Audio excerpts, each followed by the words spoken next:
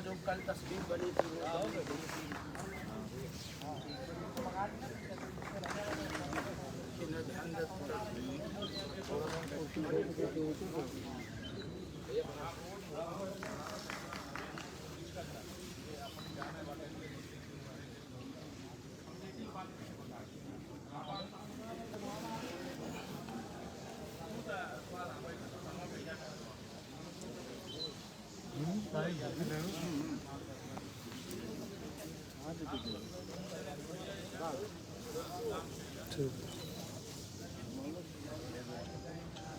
आज मैं पहली बार फेसबुक लाइव हो रहा हूँ।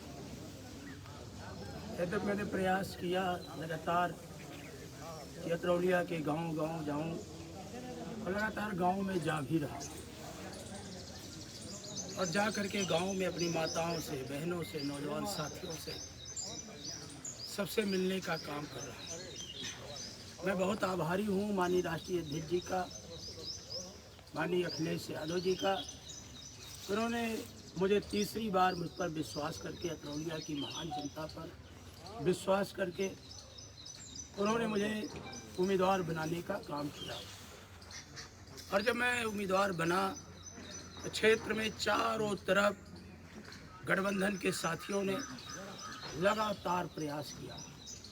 हमने जब पहली बैठक अपने संगठन की ब्लॉकवार संगठन की, तो लोगों में व्यापक उत्साह था। लोग बढ़ चढ़ करके अतरौलिया के कार्यालय पर आए और कार्यालय पर आकर के उन्होंने विश्वास दिलाया कि हम माननीय अखिलेश यादव जी की नीतियों पर चल करके उत्तर प्रदेश में एक बड़ा बदलाव करेंगे। और अतरौलिया की महान जनता ने कहा कि हम इतना बड़ा परिवर्तन करेंगे कि भारतीय जनता पार्टी का और उसके सहयोगी दल का या और जो पार्टी चुनाव लड़ रही है, इनकी जमानतें जब्त होंगी। हमारे नौजवान साथी बड़ी तादाद में आए, छात्र संगठनों से निकले हुए छात्र नेता आए, उन्होंने बैठक करके ऐलान किया। हमारे चौहान समाज के लोग आए, बैठक करके ऐलान किया। प्रजापति समाज के लोगों ने ऐलान किया, नाई समाज के लोगों ने ऐलान किया, विश्वकर्मा समाज के लोगों ने ऐलान किया। गौड़ समाज की बड़ी तादाद में हमारी माताएं बहनें निकल करके घरों से आईं और निकल करके कहीं कि हम महंगाई की मार से परेशान हैं। हमारे बच्चे गांव-गांव घूम रहे हैं और बच्चों को स्कूल बंद है और बाजारें खुली हुई हैं। वो बड़ी तादाद में महिलाएं आईं जो महंगाई से परेशान थी, जो बच्चों की बेरोजगारी से परेशान थी। बच्चों के स्कूल बंद होने के कारण उन्हें तरह तरह की दिक्कतें हो रही थी। सब आए। इसके बाद दलित समाज ने कहा कि हम भी अपनी एक बैठक करेंगे और उस बैठक को आपने देखा होगा, पूरे अतरौलिया के लोगों ने देखा। इतनी बड़ी ताकत में लोग आए, इतना बड़ा हुजूम गांव-गांव से निकल करके आया और जो आए उनके चेहरों पर खुशी थी। वो लाए नहीं गए थे, वह स्वतः आए थे। और जब हम उस दलित बस्तियों में गए तो लोगों ने तिलक लगा करके, माला पहना करके हमारी माताओं और बहनों ने बहुत स्वागत किया। हम इलाहाबाद विश्वविद्यालय के महामंत्री का चुनाव लड़े, वहाँ के लोगों का व्यापक समर्थन छात्रों नौजवानों का मिला। जब हम 2012 में यहाँ पर आए तो हमें यहाँ के लोगों ने अभूतपूर्व समर्थन दिया। तब भी हम कहते थे कि बाबूजी की कर्मस्थली है, बाबूजी की जन्मस्थली है और बाबूजी नेताजी के साथ मिलकर के पूरे उत्तर प्रदेश में समाजवादी ढांचा खड़ा करने में बाबूजी ने अपना उम्र काम किया। बाबूजी ने हमेशा उनके दिल में, दिमाग में अतरौलिया बसता है, अतरौलिया के लोग बसते हैं। जो उन्होंने अपना साइकिल से सफ़र शुरू किया था 1972 में, अतरौलिया के ब्लॉक से जो सफ़र शुरू किया था, आज वो सफ़र निरंतर जारी है। माननीय नेताजी ने एक किसान हलवाई के बेटे को, बाबूजी यहाँ गांव से निकले थे, माननीय नेताजी ने टिकट दे करके कई बार उन्हें उत्तर प्रदेश की महान जनता ने एमएलए बनाने का काम किया। जब कभी जनता थोड़ा मोड़ा नाराज हुई तो अगर चुनाव हारे बाबूजी, तो माननीय नेताजी ने उन्हें विधान परिषद में भेज करके अतरौलिया की जनता के मान और सम्मान को बढ़ाने का काम किया। और जब माननीय नेताजी ने शपथ लिया तो अपने अगल बगल बाबूजी को रख करके बाबूजी को उन्होंने मंत्री भी बनाया। और बाबूजी का जो मंत्री का कार्यकाल रहा वो अतरौलिया की जनता के लिए समर्पित रहा। उन्होंने अतरौलिया में सड़कों का जाल बिछाया, बिजली के तार हर गांव में पहुंचाने का काम किया, सीसी रोड बनाया, नाली बनवाया बहुत से बेरोजगार बच्चों को नौकरी देने का काम, गरीब बच्चों को बड़े पैमाने पर नेताजी का विश्वास उन पर था कि जहां उंगली रखते गए माननीय नेताजी ने ऐसे गरीब परिवारों से निकले हुए लोगों को कहीं न कहीं रोजी और रोजगार से जोड़ने का काम किया। और बाबूजी कहते थे कि हम किसी जाति के नहीं, पूरा अतरौलिया ही हमारा परिवार है। और यहाँ के लोग जो जिनकी उंगली पकड़ के वो चले थे, आज तीसरी पीढ़ियाँ वो जिंदाबाद लगाती हैं। हम जब गांव में जाते हैं तो गांव के लोग सबसे पहले हमसे बाबूजी का हालचाल पूछते हैं और बाबूजी के बारे में जानना चाहते हैं। बाबूजी भी लगातार जनता के बीच जा रहे हैं, लेकिन हमें इस बात की खुशी है कि हमारे नेता माननीय अखिलेश यादव ने हम पर विश्वास किया।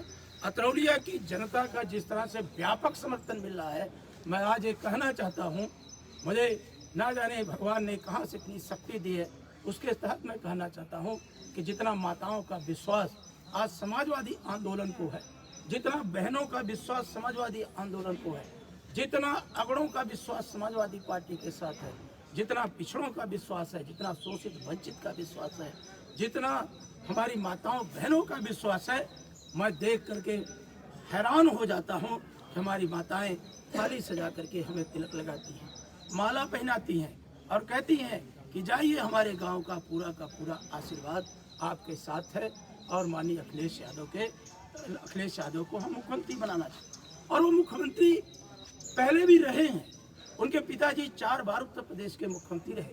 1989 में जब वो मुख्यमंत्री बने थे तो हमारी गांव की बेटियां पढ़ने नहीं जाती थी। हमारे नेता ने फैसला लिया कि हम आसेवी क्षेत्र ब्लॉकों में विद्यालय खोलेंगे। जो दिक्कतें होती हैं हमारी माताओं, हमारी बेटियों को पढ़ाई लिखाई की, उन कठिनाइयों को दूर किया। तब लड़कियां धीरे धीरे स्कूल जाना शुरू की। तब जब वो दोबारा मुख्यमंत्री बने तब उन्होंने कहा कि हम बेटियों को कन्या विद्याधन देंगे। जब उन्होंने कन्या विद्याधन दिया तो जो हमारी बेटियां स्कूल जाना बंद कर दी थी, ससुराल चली गई थी, तो उनके घर वालों ने पुनः उनका कॉलेजों में नामांकन कराया, जिसके कारण बड़े पैमाने में शिक्षा का स्तर उत्तर प्रदेश में ऊंचा हुआ। इसको लेकर के हम आदरणीय नेताजी को बहुत बहुत याद करते हैं कि आपने कहा था कि हम सत्ता का परिवर्तन इसलिए नहीं चाहते कि हम मुख्यमंत्री की कुर्सी पर बैठ जाएं, हम सत्ता का परिवर्तन इसलिए चाहते हैं, हम व्यवस्था का परिवर्तन चाहते हैं। हम व्यवस्था परिवर्तन चाहते हैं कि गरीब का बेटा स्कूल कैसे जाए, गरीब की बेटी स्कूल कैसे जाए, कैसे उच्च शिक्षा से जुड़े। इसको लेकर के हमारे नेता ने ताउम्र संघर्ष किया और जब कभी दिक्कत हुई तो उन्होंने इस तरह से गठबंधन भी बना करके, जब भारतीय जनता पार्टी का इस तरह से घमंड में चूर होकर के बाबा साहब के संविधान को रौंदना चाहती थी। बाबा साहब के दिए हुए संविधान, हमारे नेता ने कहा था देश संविधान से चलेगा। हमारे नेता ने उस संविधान की रक्षा के लिए अपनी कुर्बानी दे दिया, लेकिन भारत के और बाबा साहब के संविधान को कभी छूने नहीं दिया। तब वो कहते थे देश बाबा साहब के संविधान से चलेगा। हमारे नेता ने पूरी उम्र संघर्ष किया। हमारे माननीय अखिलेश यादव उत्तर प्रदेश के अंदर जब सत्ता संभाले तो सत्ता संभालते ही आजमगढ़ के अंदर चीनी मिल लगाने का काम किया। हमारा किसान कहता था कि हमें दर दर अपनी गन्ना लेके भटकना पड़ता था, और उन्होंने एशिया की सबसे बड़ी चीनी मिल आपके सठियाओं में लगाया और रिकॉर्ड समय में वो चीनी मिल बनके तैयार हुई। गन्ने का क्षेत्रफल बढ़ गया। आज मैं अतरौलिया के भाइयों, आजमगढ़ के भाइयों, आपसे कहना चाहता हूँ, ऑन द रिकॉर्ड कहना चाहता हूँ कि आज आजमगढ़ में चीनी मिल होते हुए भी आज गन्ने का क्षेत्रफल कम हो गया है। जो किसान उत्साह के साथ अखिलेश यादव जी की सरकार में गन्ना बो रहा था, आज वो कहीं न कहीं भारतीय जनता पार्टी की सरकार की गलत नीतियों के कारण आज उसके अंदर मायूसी है, उसका भुगतान नहीं हो पा रहा है। अब भुगतान ना होने के कारण आज किसान निराश होकर के क्षेत्रफल अपना कम कर दिया। आज गन्ने की बुआई यहाँ पर कम हो रही है। आज आपने कहा था कि हम धान का क्रय केंद्र लगाएंगे, हम किसान का धान को खरीदेंगे, लेकिन दुर्भाग्य है कि आपकी घोषणा थोथी निकली। आज किसान औने पौने दामों में बिचौलिए के हाथ में धान बेचने के लिए मजबूर हुआ है। आज किसान जब खाद लेने गया तो उसके खाद के लिए उसे लाइन लगानी पड़ी, बेइज्जती उठानी पड़ी, और ना जाने कितनी प्रताड़ना हुई। सोचिए, भारत किसानों का देश है। चौधरी साहब कहते थे कि देश की खुशहाली का रास्ता खेती और किसानी से होकर गुजरती है, खेत और खलिहान से होकर गुजरता है। वह किसान, आज किसान वो पैसा दे करके भी आज उसे खाद के लिए दर दर की ठोकरें खानी पड़ी। एक तरफ भारतीय जनता पार्टी सत्ता के अहंकार में डूब करके भारत जैसे विशाल देश में कृषि अध्यादेश लाई, हमारे नेता माननीय अखिलेश यादव ने हिंदुस्तान की संसद में विरोध किया और विरोध करके माननीय अखिलेश यादव ने कहा कि काला अध्याय है, एक काला कानून है, तुम किसानों से उसकी जमीन हड़पना चाहते हो, तुम किसान को, जो किसान आत्मनिर्भर है, उस किसान को तुम लाचार और दीन हालत में ले जाना चाहते हो। लेकिन भारतीय जनता पार्टी सत्ता के घमंड में चूर होकर के कहती थी कि नहीं, हमारा कानून से किसान की आय दुगनी हो जाएगी, किसान आत्मनिर्भर हो जाएगा। लेकिन हम आज धन्यवाद देंगे, किसान यूनियन का धन्यवाद देंगे, इकायत साहब का धन्यवाद देंगे, हरियाणा और पंजाब, पश्चिमी उत्तर प्रदेश के किसानों का आभार व्यक्त करते हैं। उनके आंदोलन ने देश की राजनीति को परिवर्तित कर दिया और उत्तर प्रदेश की राजनीति को हमारे नेता माननीय अखिलेश यादव ने हर बार आंदोलन के लिए आह्वान किया। हम सब ने ट्रैक्टर रैली निकाला, हमारे ट्रैक्टर रैली को मदियापार मोड़ पे रोक दिया गया। हजारों किसान और किसान के बेटे थे, वो कहते थे कृषि अध्यादेश वापस लो, एक काला कानून है। लेकिन इनकी जालिम हुकूमत, इनका एसडीएम, सीओ, पुलिस हमारे काफिले को रोके थे। अतरौलिया की जनता ने खुली नजरों से देखा था। हमारे नेता जो बूढ़नपुर तहसील पे आदरणीय बर्मन यादव जी हो, चाहे वो महेंद्र जी हो, और सुजूल कास्ट का हमारा नौजवान था, वो जज्बात में पोस्टर लेकर के आगे बढ़ा तो उन्हें यही पुलिस की, कप्तानगंज की पुलिस ने प्रमुख होते हुए महत्वपूर्ण पद पे बैठे हुए हमारे प्रमुख जी के नेताओं के साथ अमानवीय व्यवहार किया, लाठी उन पर चला दिया। और इस तरह से हमारा एक नौजवान के हाथ पे चोट लगी जो दलित समुदाय से आता था। हमारे बहुत से नौजवानों के ऊपर बर्बर तरीके से अमानवीय व्यवहार किया गया। हमारे नेताओं के घरों को घेर लिया गया। हमारे किसान अध्यादेश को लेकर के हम अपने घर से बाहर निकलना चाहते थे, हमारे गेट पे चारों तरफ पुलिस का पहरा लगा दिया गया। जनता सुनी तो आई, हम दिन भर धरने पर बैठे रहे। आज उत्तर प्रदेश के अंदर, देश के अंदर भारतीय जनता पार्टी एक ऐसा राज लाना चाहती है पूंजीपतियों की कि जो उसमें आवाज उठाता है उस आवाज को कुचलने का काम करती है। लेकिन जब हम धन्यवाद देंगे किसान आंदोलन को, धन्यवाद देंगे समाजवादी पार्टी के राष्ट्रीय अध्यक्ष माननीय अखिलेश यादव को, धन्यवाद देंगे आदरणीय ओम प्रकाश राजभर जी को, धन्यवाद देंगे आदरणीय श्री जयंत चौधरी जी को, धन्यवाद देंगे नरेश टिकैत को, उनके भाई राकेश टिकैत से लेकर सब किसानों को धन्यवाद देते हैं। उनके आंदोलन को हम क्रांतिकारी सलाम प्रस्तुत करते हैं और विश्वास दिलाते हैं कि 700 से ज्यादा जो किसान जो आंदोलन करते हुए जो अपने प्राण को गंवाए हैं, हमारे नेता ने कहा है वो 700 किसान परिवार जो आंदोलन करते हुए, कृषि अध्यादेश के खिलाफ आंदोलन करते हुए अपने प्राणों की आहुति दी है, वो किसान नहीं, उन्हें शहीद का दर्जा देते हुए प्रत्येक किसान परिवार को 25 लाख रुपया देने का काम माननीय अखिलेश यादव के नेतृत्व की उत्तर प्रदेश की सरकार करने का काम करेगी। हमारे नेता जहां समस्याओं से लड़ रहे हैं, वहीं पर भारतीय जनता पार्टी जिस अध्यादेश के बारे में इतनी खूबियां बताती थी, संसद में देश से माफी मांग करके कहती है कि हमसे गलती हो गई हमें समझाने में, लेकिन उसका मंत्री कहा कि हमने एक कदम पीछे किए हैं, हम किसी भी कदम आगे बढ़ा सकते हैं। ये ऐसे लोग हैं जिनका लोकतंत्र में विश्वास नहीं है, ये तानाशाही रास्ते पर हैं। महीनों से पहले से उत्तर प्रदेश की बाजारें खोल दी गई हैं, लेकिन जिस विश्वविद्यालय से मैं पढ़ के आया हूँ, इलाहाबाद विश्वविद्यालय बंद है, गोरखपुर विश्वविद्यालय बंद है, BHU बंद है, आगरा विश्वविद्यालय बंद है, और यूनिवर्सिटी बंद है, शिवली कॉलेज बंद है, देवी कॉलेज बंद है, कोलसा का डिग्री कॉलेज बंद है, अतरेट का कॉलेज बंद है, और जो प्राइवेट सेक्टर के कॉलेज हैं आज वो बंद है। देश के RBI के पूर्व गवर्नर उर्जित पटेल ने कहा कि आने वाले दिनों में भारत की 2 पीढ़ियां कम बुद्धिमान होंगी। इनको इस तरह का बना दिया गया, लाचार, दीनहीन बना दिया गया। देश के अंदर नफरत के बीज पैदा करके देश को तोड़ने का, कमजोर करने का, और उत्तर प्रदेश का मुख्यमंत्री ऐसी भाषा बोलता है, शर्म आती है कि वो कैसे संत है जिसकी भाषा पर लगाम नहीं है। वो हमेशा कहता है कि हम बुलडोजर लगवा देंगे। अगर कोई गया, चाहे वो शिक्षा मित्र गए, चाहे 69,000 शिक्षक भर्ती के लोग गए, चाहे अपनी पेंशन के मांगने के लोग गए, सब पे भर लाठीचार्ज हुआ। इको गार्डन में उनके ऊपर लाठीचार्ज हुआ। और जब 13 पॉइंट रोस्टर बना करके पूरे विश्वविद्यालयों में फर्जी तरीके से नियुक्ति की जा रही थी, तो मैंने उत्तर प्रदेश की विधानसभा में चढ़ बढ़ करके बोला था।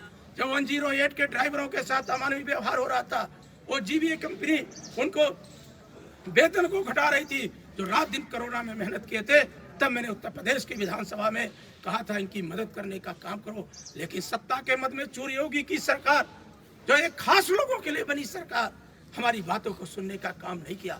मैं पूछना चाहता हूँ, बताओ बुद्धिजीवी साथियों, 69,000 शिक्षक भर्ती में इसने लूट किया और जब चुनाव नजदीक आया तो कहा हमने बड़ी लूट नहीं किया, केवल 6000 की लूट किया है और 6000 लोगों को आश्वासन दे दिया कि हम आपकी नियुक्ति करने जा रहे हैं।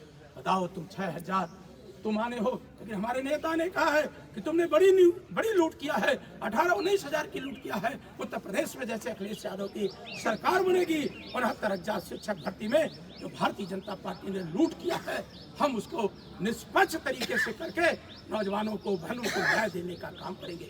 13 पॉइंट रोस्टर बना करके जो तुमने डिग्री कॉलेज की नियुक्तियों को लूटा है, हम उसमें न्याय देने का काम करेंगे। हमारे नेता ने कहा है कि जो रात दिन सेवा करता है, जो शिक्षक है, कर्मचारी है, अपने परिवार का भरण पोषण करता है, हमारी सरकार बनेगी तो हम पुरानी पेंशन को बहाल करेंगे। आए दिन गांव में जेई दौड़ता है बिजली विभाग का, हमारे किसानों की बिजली काट देता है। किसान अगर थोड़ी मोड़ी चक्की उक्की चला रहा है, ट्यूबवेल चला रहा है, उनके साथ अमानवीय व्यवहार करता है। हमारे नेता ने कहा कि हमारी सरकार बनेगी तो हम 300 यूनिट बिजली फ्री करने का काम करेंगे। हमारे नेता ने इतना ही नहीं कहा, हमारे नेता ने कहा हम किसान को खाद देंगे और इंटर पास किसी जात के लिए नहीं कहा, इंटर पास हर जात और वर्ग के बेटे और बेटियों को हम लैपटॉप दे करके तकनीकी शिक्षा से जोड़ने का काम करेंगे, उनके भविष्य को संवारने का काम करेंगे।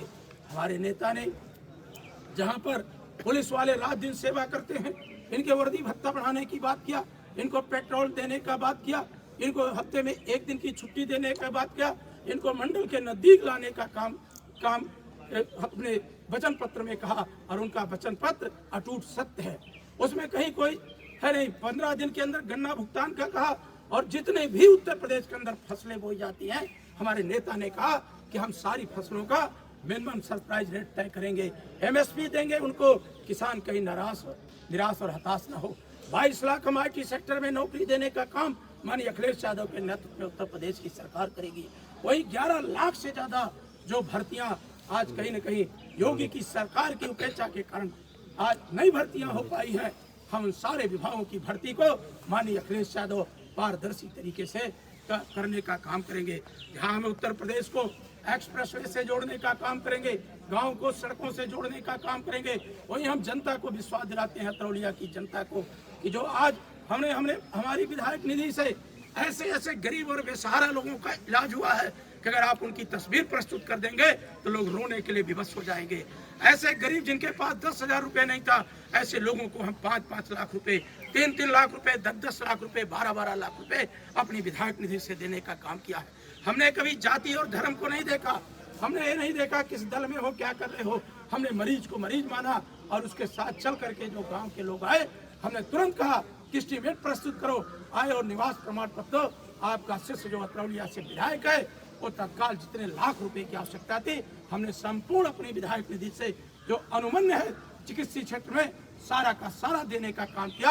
और भारतीय जनता पार्टी के लोगों को हिम्मत हो तो जाकर के नायब तहसीलदार की ऑफिस से, SDM के ऑफिस से हमारा रिकॉर्ड निकाल करके उसको सार्वजनिक करने का काम कर सकते हैं। हम अतरौलिया की जनता को विश्वास दिलाते हैं कि अतरौलिया के अंदर जो हमने संयुक्त जिला चिकित्सालय बनाया है, उस जिला चिकित्सालय को हम देखते हैं गांव के अंदर, जब हम गांव घूम रहे हैं, हम देख रहे हैं किस तरह से लोग लकवा की बीमारी से परेशान है, कैंसर की बीमारी से परेशान है, किडनी से परेशान है, उनको ना जाने कितनी बीमारियां घेर रखी हैं। आज अतरौलिया के हॉस्पिटल की OPD आप पता कर लीजिए, 1000-1200 रोज नए मरीज देखने का काम करती है। सर्जन वहाँ ऑपरेशन करने का काम कर रहा है। एक बड़ा इंफ्रास्ट्रक्चर माननीय अखिलेश यादव ने देने का काम किया। माननीय अखिलेश यादव ने मुझसे कहा कि जाके अतरौलिया की जनता के बीच ऐलान कर देना कि अखिलेश यादव अगर उत्तर प्रदेश के मुख्यमंत्री बनते हैं तो अतरौलिया के अस्पताल को अत्याधुनिक तरीके से सजाया और संवारा जाएगा। किडनी से लेकर के लीवर से लेकर हार्ट की बीमारी से लेकर के कैंसर की बीमारी तक के लोगों को इलाज के लिए अब अतरौलिया से बाहर जाने की आवश्यकता नहीं होगी। उन्हें बनारस और लखनऊ का चक्कर नहीं लगाना होगा। वहीं पर हमने जो आदर्श महाविद्यालय समधी के अंदर बनाया था, उस महाविद्यालय में हम प्रोफेसरों की नियुक्ति करके अपनी बहन और बेटियों को उच्च गुणवत्ता युक्त शिक्षा देने का काम करेंगे। वहीं मकराहा के अंदर, गांव के अंदर जो हमने राजकीय पॉलिटेक्निक कॉलेज बनाया, जिसे भारतीय जनता पार्टी ने प्राइवेट हाथ में सौंप दिया, जैसे ही हमारी उत्तर प्रदेश के अंदर सरकार बनेगी, हम उस राजकीय पॉलिटेक्निक कॉलेज को राजकीय क्षेत्र में ला करके गरीबों के बेटों को तकनीकी शिक्षा से जोड़ने का और सस्ती शिक्षा से जोड़ने का काम करेंगे। हमारे नेता माननीय अखिलेश यादव ने अपने वचन पत्र में कहा कि हम संपूर्ण प्रास्नातक तक की शिक्षा को मुक्त करने का काम करेंगे। हमारे नेता माननीय ओम प्रकाश राजभर माननीय अखिलेश यादव ने कहा कि हम 3 महीने के अंदर जाति जनगणना कराएंगे और जो ये झगड़ा है जातियों का, उस झगड़े को खत्म करने का काम करेंगे। जिसकी जितनी संख्या भारी उसकी उतने हिस्सेदारी के फार्मूले के तहत हम सबको न्याय देने का काम करेंगे। हमारे नेता ने माननीय अखिलेश यादव जी ने, माननीय ओम प्रकाश राजभर जी ने, माननीय जयंत चौधरी ने, राजमाता श्रीमती कृष्णा पटेल ने, संजय चौहान जी ने, प्रेमचंद प्रजापति ने समाज के आखिरी बेट गरीब तबके को टिकट दे करके उत्तर प्रदेश की विधानसभा में उतारने का काम किया है। हम गाँव को जहाँ पक्की सड़कों से जोड़ेंगे, सीसी रोड से जोड़ेंगे, जल भराव के कारण जो फसलें नहीं लोग बो पा रहे हैं, जल निकासी का प्रबंधन करेंगे। वहीं पर हम आपसे कहना चाहते हैं कि आज भारतीय जनता पार्टी के लोग आज अनाज दे करके गरीब के हाथ से शिक्षा छीन लिया, अनाज दे करके गरीब के बेटों को बेरोजगार बना दिया, अनाज दे करके कोरोना काल में गरीब के बेटों को दिल्ली और बम्बई से, कलकत्ता से, अमृतसर से, लुधियाना से पैदल आने के लिए विवश कर दिया। ट्रकों में दूना नहीं चौगुना पचगुना पैसा ले करके अभी एक ट्रक ड्राइवर आए थे, वो ट्रक ड्राइवर कह रहे थे कि हम 14,000 रुपया दे करके अपने घर पहुंच पाए। जहां वो 500-600 रुपये में घर पहुंचते, वहां 14,000 रुपया। और जब घर आए, बीमार पड़े, अस्पताल गए तो अस्पताल के अंदर बेड नहीं मिला। अगर उन्हें तत्काल ऑक्सीजन की जरूरत मिली तो ऑक्सीजन के अभाव में हजार लोग आजमगढ़ के अंदर कोरोना काल में अपना दम तोड़ दिए। मुझे भदेवा के एक प्रजापति की याद आती है। नौजवान था, अध्यापक बना था, घर का सपना था। वो नौजवान ट्रेनिंग करने गया और उसे कोरोना लगा और वो नौजवान पहला वेतन भी नहीं उठा पाया, शिक्षक था, उसकी आकस्मिक मौत हो गई, देहांत हो गया। आज तक भारतीय जनता पार्टी ने कहीं 1 रुपया देने का काम नहीं किया। Black market